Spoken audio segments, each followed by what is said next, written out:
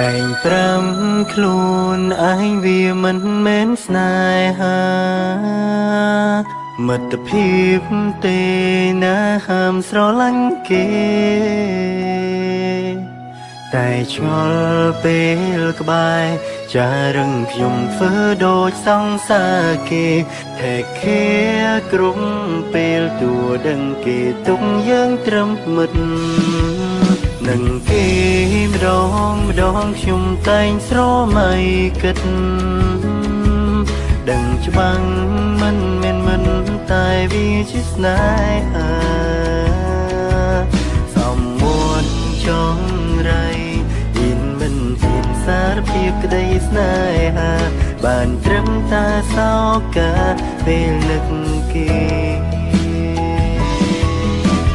លួចស្រឡាញ់មិនភ័ក្រខ្លួនឯងហើយរូបខ្ញុំអើយលៀងគេដល់ពេលណាចង់បានរូបគេមកថ្នាំងធ្នមរក្សាមាត់អើយសារភាពប្រាប់គេទៅ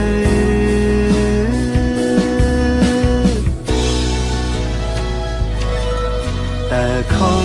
តែទេស្រឡាញ់មិត្តខ្លួនឯង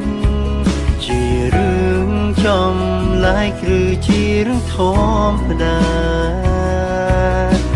កិនដូចខ្ញុំទេដើមពីមិត្តទៅឈានដល់ស្នេហាសង្ឃឹមថាគេនឹងយល់ចិត្ត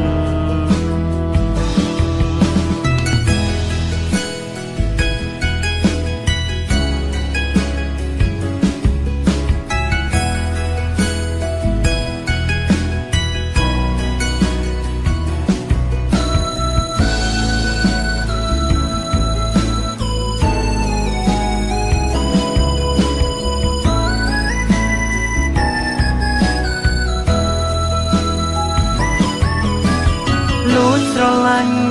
មិនភ័ក្រខ្លួនឯងហើយរូបខ្ញុំអើយ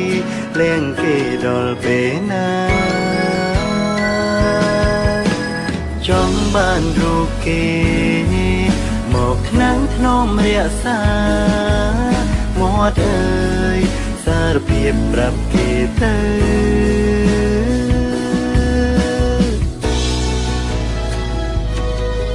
តែខំតែទេស្រឡាញ់មិត្តខ្លួនឯង